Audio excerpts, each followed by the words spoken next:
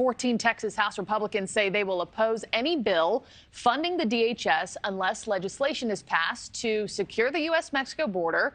Secretary Alejandro Mayorkas is removed, and Texas is reimbursed $10 billion for border security-related costs. This as Congress again faces a deadline next month to fund government agencies or trigger a shutdown. Joining us now is Congressman Keith Self, a Texas Republican who is one of the 14 who's part of this effort. Congressman, thanks for joining us.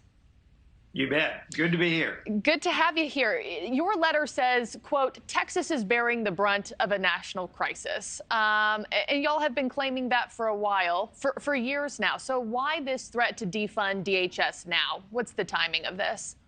Well, this Congress has been in session now for 7 months, and nothing has changed in Washington.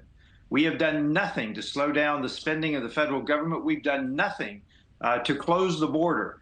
In fact, the Biden administration policy on the border is an open border, and Texas is bearing the brunt of it. So this is the time. Washington only responds to pressure or money. This is a step that we must take to make a difference in the border situation in Texas. Yeah. And speaking, I mentioned right off the top the possible looming shutdown. Does this demand for sweeping changes at DHS only increase the likelihood of a government shutdown? And do you care?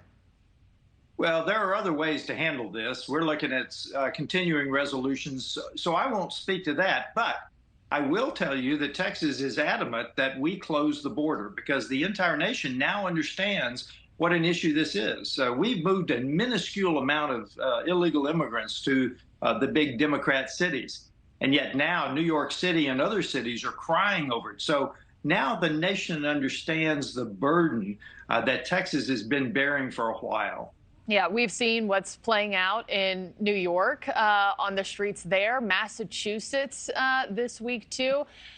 I do have to ask you, some of your Republican colleagues, particularly in swing districts, say now's not the time to pursue major reforms, particularly when Democrats control the Senate and also the White House. What's your response to them? Well, all spending bills originate in the House of Representatives, so this is the time because Republicans always want to fight the next battle.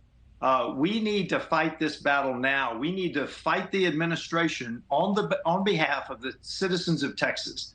We need to get reimbursed for the money that our government has spent on the border, and we need to close the border is the bigger issue. We need to get a handle on the border, and the Biden administration will not respond to anything except pressure and money, the threat of money. Congressman Self, has Kevin McCarthy responded to this? Not that I know of. Not that I know of. But remember, Congress has done a lot of this already in H.R. 2. We passed a very strong border bill earlier, which is part of this letter. We simply need to follow through with that letter, H.R. 2, that bill, H.R. 2, to make it part of what we want done. And if Speaker McCarthy turns to Democrats to get a funding bill passed, I mean, then what? Well, Hakeem Jeffries, I believe after the debt ceiling, told the speaker that he wouldn't rescue him anymore. I believe he made that very clear because the debt ceiling bill passed with more Democrat votes than it had Republican votes. That's not a governing model.